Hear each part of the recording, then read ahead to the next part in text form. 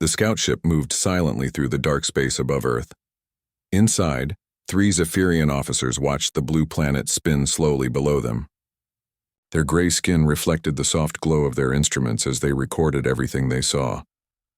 "Another primitive world," said Commander Vexilon, his voice filled with boredom. He had done this job for 20 years. Always the same result, always easy conquest. The youngest officer, Scout Zilka, pointed at her screen. "Look at these readings, Commander. They fight each other constantly." "Small wars everywhere." Vexilon laughed, a sound like grinding metal. "Of course they do. Primitives always fight. They don't know better. Show me their weapons." The screen filled with images, humans firing metal bullets from crude guns, tanks rolling across dirt roads, airplanes dropping bombs that created simple explosions. The Zephyrians watched for hours, recording every detail. "Their fastest aircraft barely breaks the sound barrier," reported the third officer, Kixnun. "Their space technology is laughable. A few metal tubes they call rockets. Some debris floating around their planet they call satellites." Vexilon nodded. "Standard Class D civilization. Maybe even Class E. How many nations did you count?" "Nearly 200, Zilka said. "They can't even agree on borders. Always arguing, always fighting small battles. No unity at all." The commander updated his report. Earth would need maybe 50 ships for conquest. Standard protocol for weak worlds. The humans would surrender quickly once they saw superior technology. Most primitives did. Back at the Zephyrian Empire headquarters, Admiral Kextar read the scout report while eating his morning meal. He had conquered 47 worlds in his career.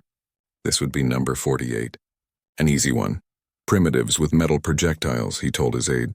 No energy weapons. No unified government. Perfect for agricultural conversion. We can start farming operations within one cycle. The aide nodded and began preparations. 50 ships, standard crew, basic invasion equipment. Nothing special needed for such a weak target. Admiral Kextar stood before the Great Communications Array 2 days later. The massive quantum transmitter could send messages across the galaxy instantly, perfect for delivering war declarations to primitive worlds. "People of Earth," he began, his translated words broadcasting to every radio and television on the planet. "I am Admiral Kextar of the Zephyrian Empire. We have observed your world. We have seen your primitive ways and endless conflicts." He paused, letting the weight of his words sink in. On 46 previous worlds, this moment had caused mass panic. Leaders begging for mercy, populations fleeing in terror. "You are not worthy of your world," Kextar continued. "We claim Earth for the Zephyrian Empire. You have 10 of your days to surrender completely. Resistance will be punished. Cooperation will be rewarded with quick deaths." The transmission ended. Now came the waiting. Usually, primitive leaders contacted them within hours, offering surrender terms. Some tried to negotiate. Others begged. All eventually gave up, but Earth was silent. Admiral Kextar waited one day. Then 2, then 5. Still nothing from the humans. No panicked messages. No surrender offers. No communication at all. "Perhaps their technology cannot reach us?" suggested his aide. Kextar frowned. "Impossible. Even primitives can send radio signals to space. They proved that by talking to their crude satellites. Maybe they are too frightened to respond. Fear usually makes primitives talk more, not less." The Admiral studied the latest reports from their monitoring stations.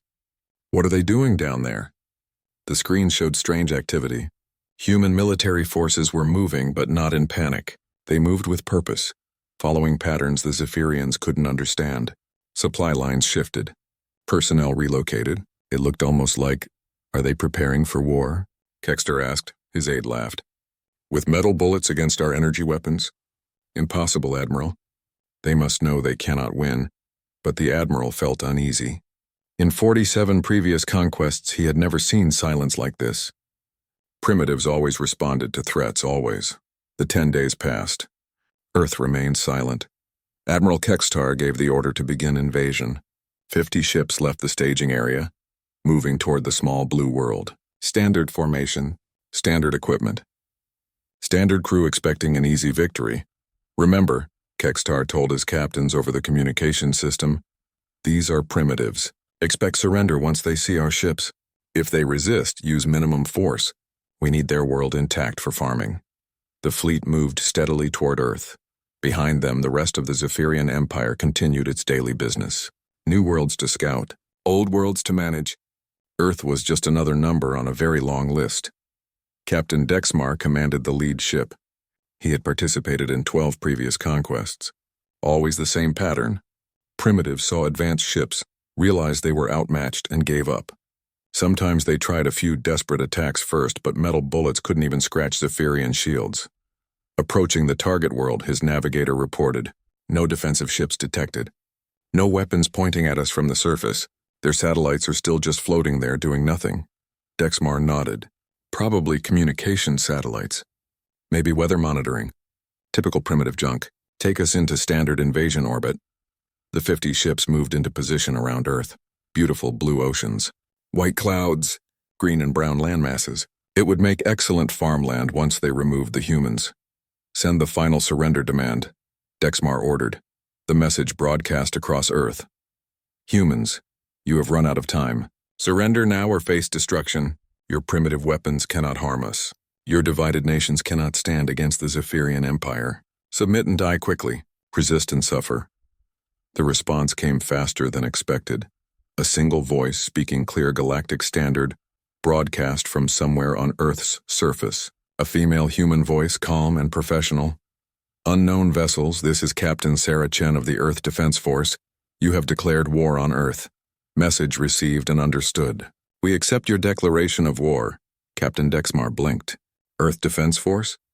What was that? The scouts had found no unified military. No space navy. No defense force of any kind, you accept? He transmitted back. "Do you not understand? We have advanced weapons. Energy shields. Faster than light travel. You have metal bullets and primitive aircraft." The human voice responded immediately. "We understand perfectly. You want to take our world. You think we are weak? You think we will surrender?" A pause. Then the voice continued, and something in the tone made Dexmar's skin crawl. "You were wrong." Before Dexmar could respond, his ship's alarms began screaming. Weapon locks. Multiple targets. Energy signatures that shouldn't exist. "Captain!" his weapons officer shouted. "Those satellites. They're not communication devices. They're weapons platforms." The space around Earth suddenly blazed with light. What the Zephyrians had dismissed as primitive satellites revealed their true nature. Directed energy weapons, railgun platforms, kinetic bombardment systems, all hidden in plain sight. The first Zephyrian ship exploded in a brilliant flash. Then the second.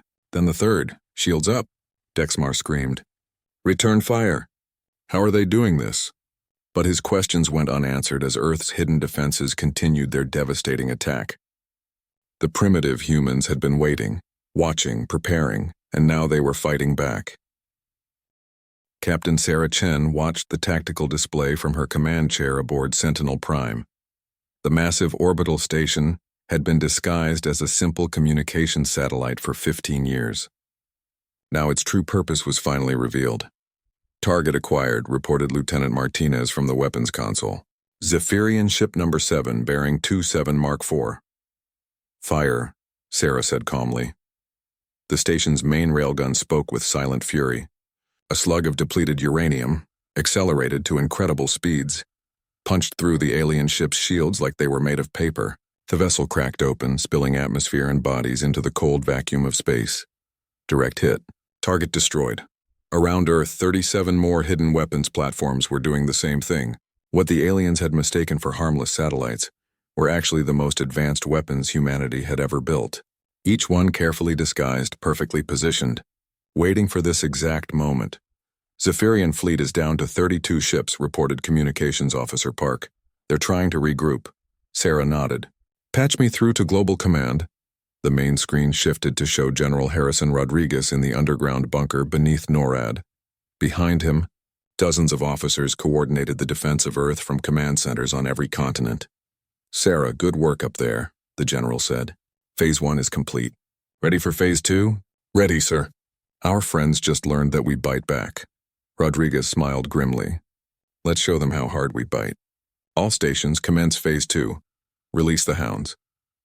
Across Earth's orbital space, seemingly empty areas of vacuum suddenly came alive. Ships that had been drifting silently, powered down and invisible, activated their systems. What had appeared to be space debris revealed itself as camouflaged vessels. The EDF Retribution powered up first. a massive dreadnought that had been hiding behind Luna for the past month. Its fusion engines blazed to life as it moved to intercept the fleeing Zephyrian ships.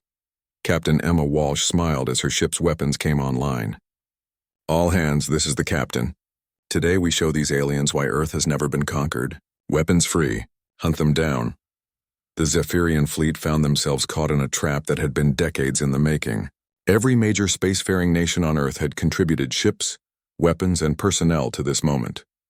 Chinese railgun cruisers, American energy weapon destroyers, European stealth fighters, Russian heavy bombardment platforms, Indian missile boats, all working together with perfect coordination. Captain Dexmar tried to understand what was happening as his fleet died around him. "How is this possible?" He screamed at his sensor operator. "Where did these ships come from?" "Unknown, Captain. They were hidden somehow. Our sensors showed nothing but empty space and debris, and their weapons. These energy signatures are impossible. Primitives don't have fusion-powered plasma cannons." His sensor operator's face went pale. "Captain, I'm reading something else. These humans, they're talking to each other." "Of course they're talking. All species communicate during battle." "No, sir. I mean they're talking in our language. Perfect galactic standard. And they're using our own tactical frequencies." On the main screen, a human face appeared. Dark skin, calm expression, wearing a uniform Dexmar didn't recognize. The human spoke in flawless Zephyrian. "Zephyrian vessel, this is Commander Liu Wei of the Earth Defense Force vessel Shanghai. Your admiral made a mistake. He thought Earth was divided.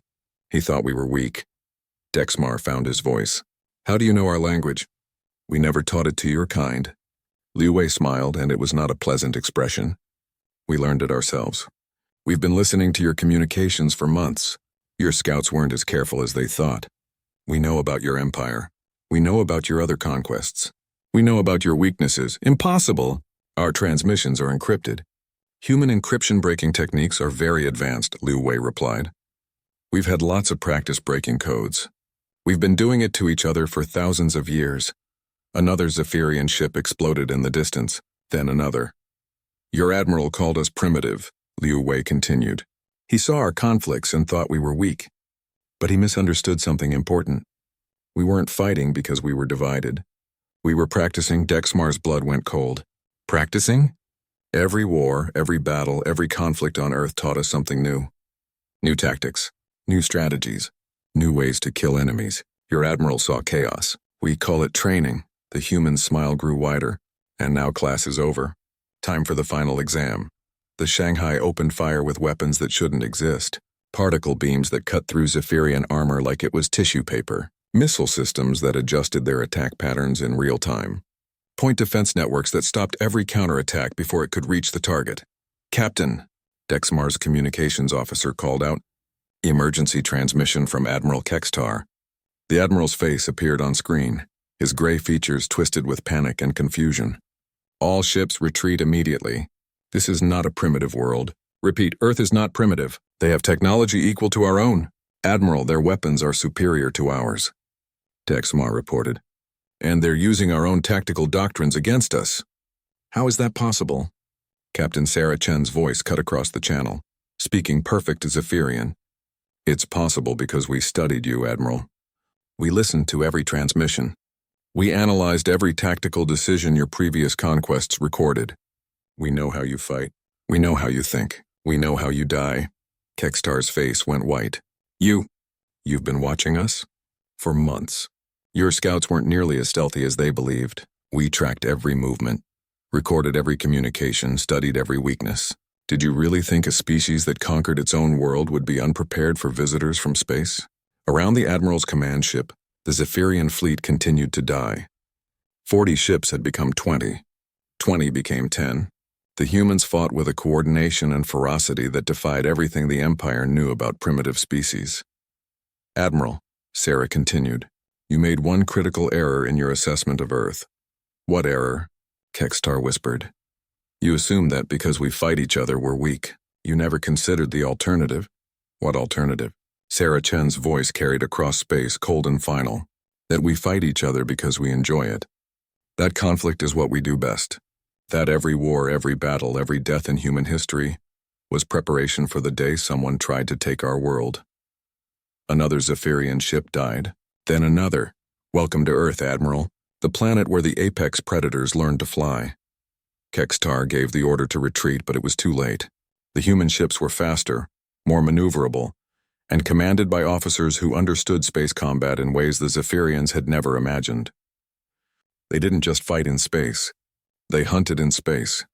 As his fleet tried to escape Earth's gravity well, Admiral Kextar realized the horrible truth. His empire had just declared war on a species that treated warfare as an art form, a species that had spent thousands of years perfecting the techniques of killing, a species that was very, very good at it. Admiral Kextar sat in his command chair, staring at reports that made no sense. 3 days had passed since the disastrous first contact with Earth. Of his 50-ship invasion fleet, only 12 vessels had escaped. The humans had let them go, and that fact terrified him more than the losses. Status report, he ordered his aide.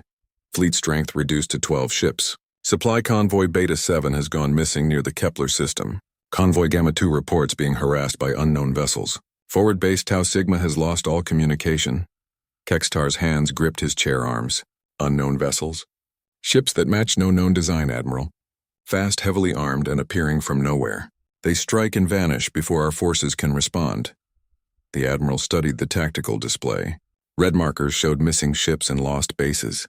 The pattern was clear and frightening. Earth wasn't content to defend their world. They were hunting Zephyrian forces across multiple star systems. How is this possible? Kextar muttered. They had no space fleet during our reconnaissance. His aide cleared his throat nervously. Sir, intelligence has analyzed the human ships from the battle. Their construction methods are unusual. Explain.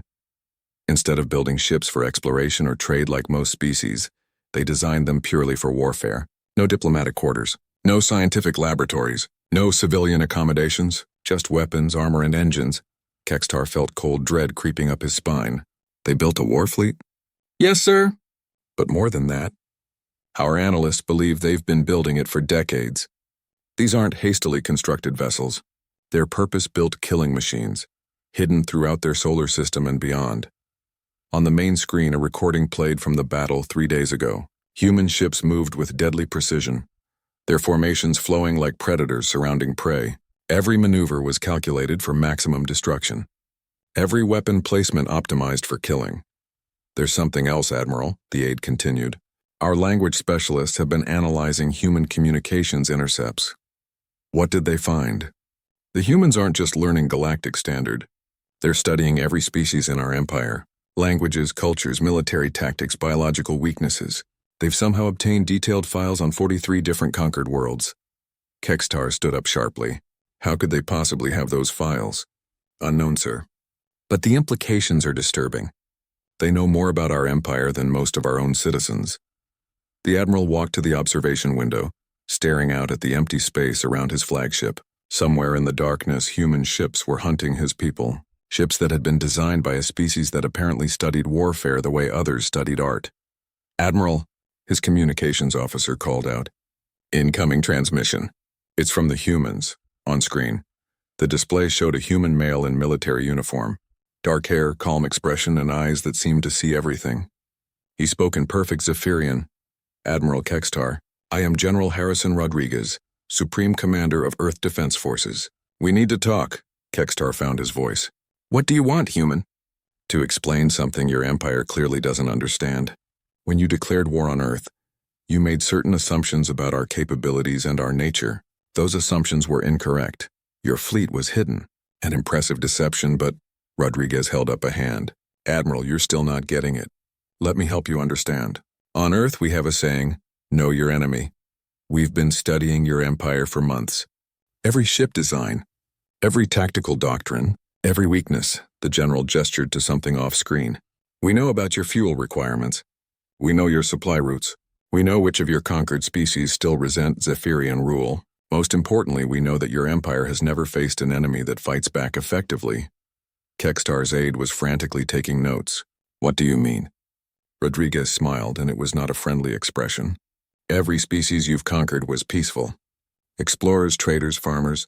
You've spent centuries fighting opponents who didn't understand warfare. That's about to change. You think your small fleet can challenge the entire Zephyrian Empire?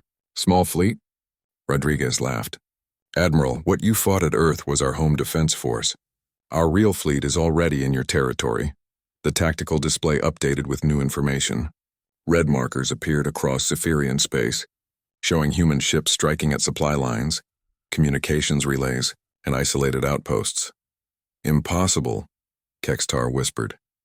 We've been placing ships throughout your empire for weeks, Rodriguez continued. Sleeper vessels waiting for activation. Your security is impressive against species that think like you do. It's less effective against species that think like we do. How do you think? Kextar asked, though he wasn't sure he wanted the answer. Like predators, Admiral. Like hunters. Like a species that spent millions of years killing everything that threatened us, then started killing each other to stay sharp. The general's expression grew serious. Every conflict in human history taught us something new. How to hide. How to strike. How to turn enemy strengths into weaknesses. Your empire conquered peaceful species. We conquered ourselves. Which do you think provided better training? Kextar was beginning to understand the magnitude of his mistake. What do you want? For you to understand what you've started. Earth isn't just another primitive world. We're the species that looked at our own planet and said, not big enough. We're the species that turned metal into bullets, chemicals into explosives, and atoms into weapons. We're very good at killing things, Admiral. We've had lots of practice. The transmission ended, leaving Kextar staring at a blank screen. Around his flagship, space felt suddenly full of hidden threats. Every shadow could hide a human ship. Every asteroid could conceal an ambush. Admiral, his sensor operator called out, detecting multiple contacts. Small, fast ships approaching from multiple vectors. Zephyrian vessels. Negative, sir. Unknown configuration. They're broadcasting something. Put it through. A new human voice filled the bridge, speaking in accented Zephyrian. Zephyrian Admiral, this is Captain Yuki Tanaka of the Earth vessel Akagi. You are surrounded. Surrender, and you will be treated according to galactic conventions for prisoners of war. Kextar looked at his tactical display. 6 human ships had appeared from nowhere, surrounding his small fleet. His weapons officer was already shaking his head. Sir, they're jamming our communications. We can't call for help. And Admiral, Captain Tanaka continued, in case you're wondering how we found you, we followed your quantum trail from Earth. Did you think we wouldn't notice the path you took to escape? We're hunters, remember? We're good at tracking prey. Kextar realized with growing horror that this was just the beginning. The humans weren't content to defend their world. They were coming for his empire, and they fought like nothing the galaxy had ever seen. One more thing, Admiral, Tanaka added. My ship is named after an ancient Earth warship. Would you like to know what happened to the enemies of that ship? Kextar didn't answer. They all died, Admiral. Every single one. Emergency Coordinator Vextara had never seen the Zephyrian High Command in such chaos. Military officials rushed between stations, their gray faces pale with stress. Communication panels flashed with urgent messages from across the Empire. And at the center of it all, the massive tactical display showed a nightmare scenario. Report, she demanded as she entered the command center. General Mortak looked up from his console, his expression grim. It's worse than we thought, Coordinator. The humans aren't just defending their world. They're systematically dismantling our empire. The tactical display showed the devastating truth. Red markers indicated lost facilities throughout Zephyrian space. Supply depots destroyed. Communication relays offline. Patrol fleets missing. And spreading through it all like a disease, blue markers representing human ships. How many vessels do they have? Vextara asked, unknown. Every time we think we've counted them all, more appear. They seem to have unlimited resources and production capability. Mortak gestured to a section of the display. Watch this. Intelligence intercept from the Rigel sector. The screen showed a Zephyrian supply convoy moving through space. 12 cargo ships, 6 escorts, standard formation. Everything normal until the attack began. Human ships erupted from what had appeared to be empty space. Not hiding behind asteroids or planets, but camouflaged in open vacuum using methods the Zephyrians couldn't understand. The attack was swift, surgical, and completely one-sided. They took the cargo and left the crews alive, Mortak explained. The survivors report that humans stripped every useful material from the ships. Raw metals, energy cells, manufacturing equipment, everything. They're scavenging. They're learning. Intelligence believes they're reverse engineering our technology and improving it. Look at this. New footage showed a human ship engaging a Zephyrian destroyer. But this human vessel was different. Parts of its hull showed clear Zephyrian design elements but modified and enhanced. The weapons were familiar but more powerful. The shields were standard but more efficient. They're not just copying our technology, Mortak continued. They're making it better. Our best engineers estimate they've improved our shield efficiency by 30% and weapons output by 25%. Vexdara stared at the screen in disbelief. How is that possible? We've spent centuries perfecting these designs. Because they approach problems differently than we do. Our engineers' perfect existing designs. Human engineers seem to tear everything apart and rebuild it from the ground up. The display switched to show intercepted human communications. The coordinator listened to translated conversations between human military units and felt a chill run down her spine. The humans weren't just fighting a war. They were studying it. Every battle was analyzed. Every tactic was dissected. Every weakness was cataloged and exploited. They treated warfare like a science, constantly improving their methods. There's something else, Mortak said quietly. The psychological analysis. What about it? Our species specialists have been studying human behavior during combat. The results are disturbing. He brought up a new file. Most species fight defensively. They engage in combat to protect territory or resources. Humans fight differently. They seem to enjoy it. The file showed recordings of human pilots during space battles. Instead of fear or stress, they showed excitement, enthusiasm. Some even appeared to be having fun while killing Zephyrian ships. They're not defending their territory, Mortak explained. They're hunting. And they've turned our empire into their hunting ground. Vexdara watched more recordings. Human soldiers working together with perfect coordination. Not the rigid coordination of trained troops, but something more instinctive. Like pack animals surrounding prey. There's a pattern to their attacks, Mortak continued. They're not random raids. They're strategic strikes designed to isolate our forces and cut our supply lines. But more than that, they're studying our responses. Every time we change tactics, they adapt faster than should be possible. How fast? Hours, sometimes minutes. We've never seen learning curves like this. It's as if they instinctively understand warfare in ways we don't. The coordinator studied the tactical display. The pattern was becoming clear. Human forces weren't just winning battles. They were learning from every engagement and becoming more effective with each encounter. What about their homeworld? She asked. Can we strike at Earth directly? Mortak's expression grew even grimmer. We tried. Admiral Nexvar took a battle group to Earth 3 days ago. 30 ships, our newest technology, full stealth approach. And they were waiting for him. Not just defensive positions, but an ambush. The humans had somehow predicted the exact route he would take and positioned their forces accordingly. The screen showed the brief, one-sided battle, Zephyrian ships emerging from hyperspace directly into human weapons fire. No time to react. No chance to retreat. Complete annihilation. How did they know? Vexdara whispered. We don't know. But our communications specialists believe they've been intercepting and decoding our transmissions for months. They may know our plans before we finish making them. The implications hit the coordinator like a physical blow. They're inside our communication networks. It appears so. And not just communication. Supply manifests, personnel records, tactical doctrines. They seem to have access to everything. Vexdara stared at the display showing human ships spreading through Zephyrian space like an infection. Each blue marker represented not just an enemy vessel, but a predator that understood its prey better than the prey understood itself. There's one more thing, Mortak said reluctantly. The conquered species. What about them? Several worlds that we conquered decades ago are reporting unrest. Species that haven't caused trouble in generations are suddenly questioning our authority. Coincidence? Intelligence doesn't think so. Intercepts suggest human agents have been in contact with various conquered populations. They're spreading information about Zephyrian military capabilities and weaknesses. The coordinator felt the walls closing in. They're inciting rebellion? More than that. They're teaching revolution, showing conquered species how to fight effectively against Zephyrian forces. Some of the tactics we're seeing from rebel groups are distinctly human in origin. Vexdara looked at the tactical display one more time. The blue markers had multiplied again, now showing human forces in dozens of star systems. But worse than the ships were the reports coming in from across the Empire. Conquered species learning to fight. Supply lines under constant attack. Communication networks compromised. Coordinator, The communications officer called out.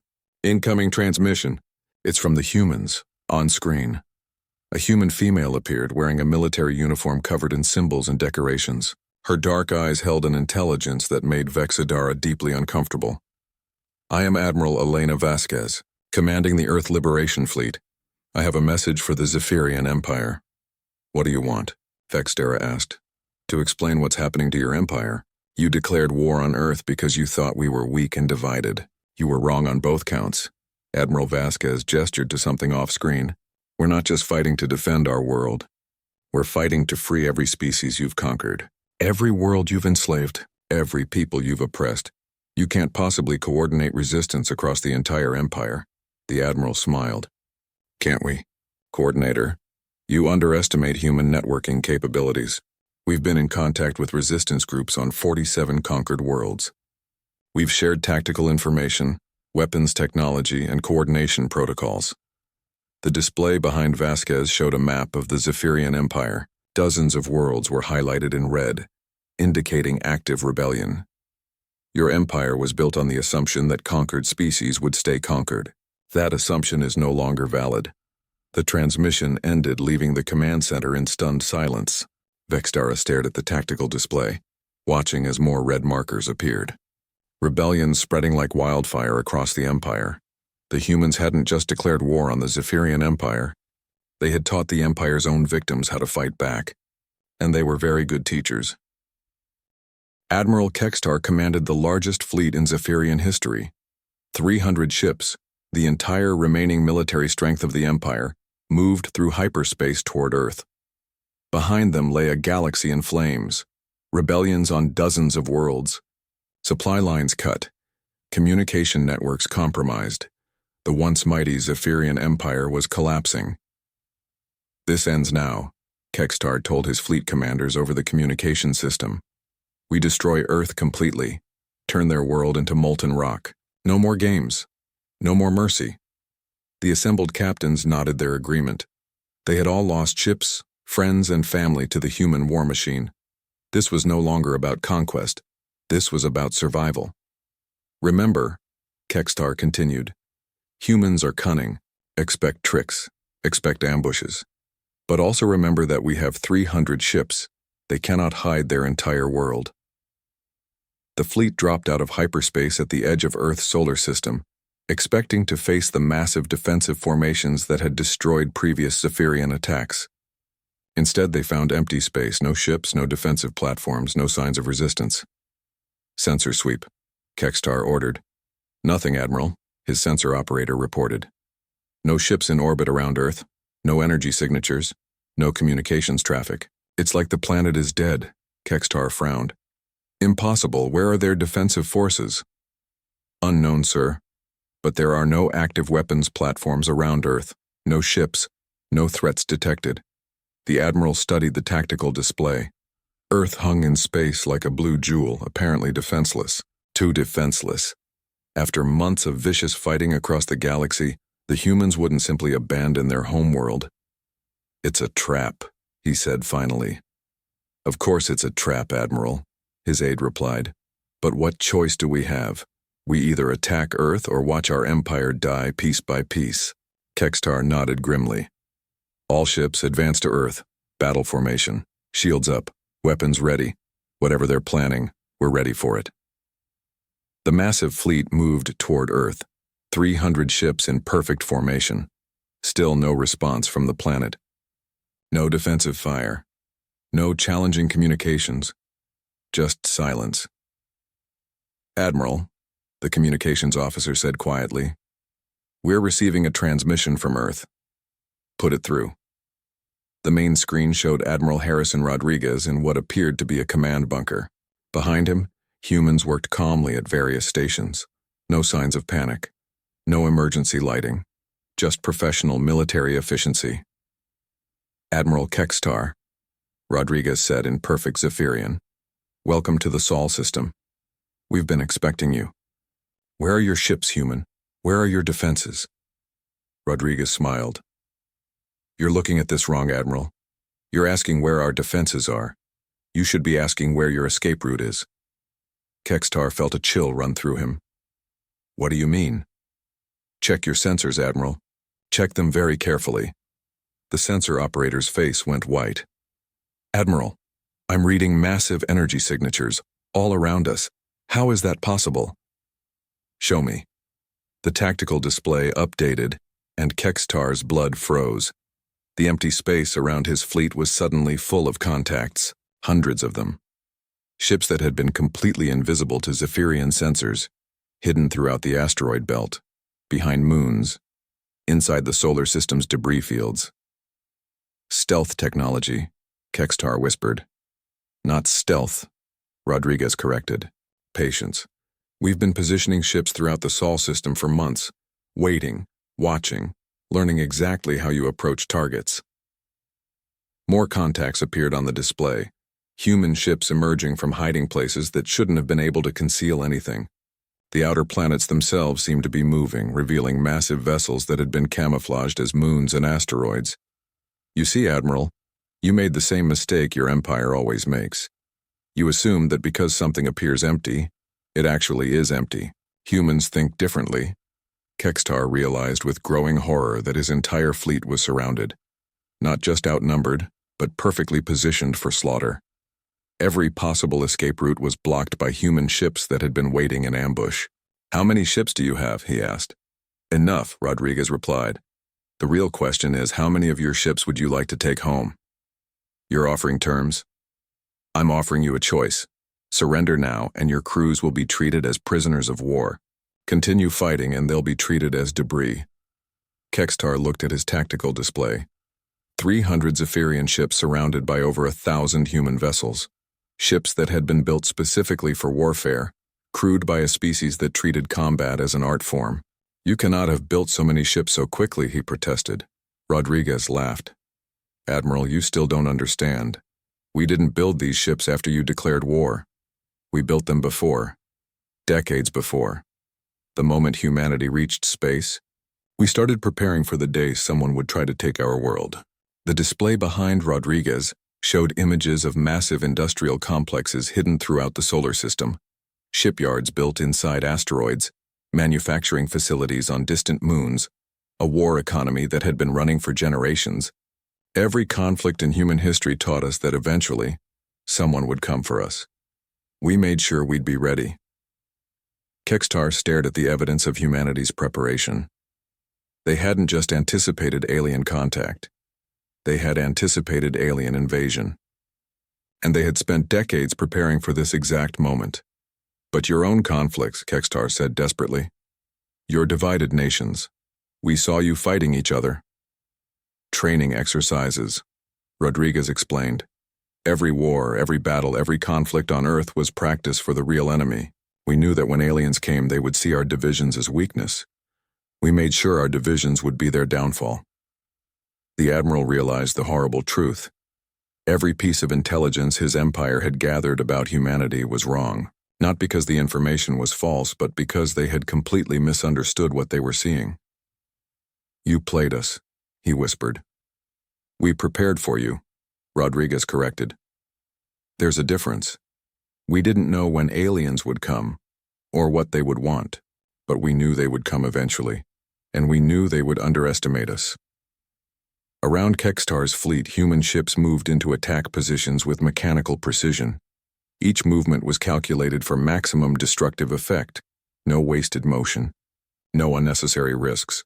The work of professionals who had spent their entire species' history perfecting the art of killing. Last chance, Admiral, Rodriguez said. Surrender and live. Fight and join the rest of your empire in extinction. Kextar looked at his fleet. 300 ships, the last hope of the Zephyrian Empire. Against humanity's hidden armada, they might last minutes. Maybe less. If I surrender, he asked, what happens to my empire? Your empire is already dead, Admiral.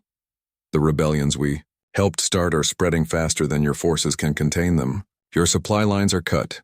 Your communication networks are compromised. The Zephyrian Empire died the moment you declared war on Earth. Rodriguez leaned forward. But your people don't have to die with it. Surrender now, and we'll help you build something better, something that doesn't require conquering others to survive. Kextar closed his eyes. His empire, built over centuries, destroyed in months by a species they had dismissed as primitive, a species that had turned their own homeworld into a trap and the galaxy into a hunting ground. "I surrender," he said quietly. "Wise choice, Admiral." Rodriguez's expression softened slightly. "Your crews will be treated well, and maybe, in time, your species can learn what mine learned long ago." "What's that?" "That the strongest predators are the ones who know when to stop hunting." As Zephyrian ships powered down their weapons and prepared for boarding, Admiral Rodriguez turned to his staff. "Signal all human forces throughout the galaxy. The Zephyrian Empire has surrendered. Begin Phase 3, Reconstruction." The war was over. Humanity had won not through superior technology or numbers, but through superior understanding of warfare itself. They had proven that the most dangerous enemy was not the strongest or the largest, but the one who had learned from every battle in their species' history. Earth was safe. The galaxy was free. And somewhere in the darkness between stars, other civilizations were learning a new lesson. Never declare war on the apex predators of their own world. They might just declare war back.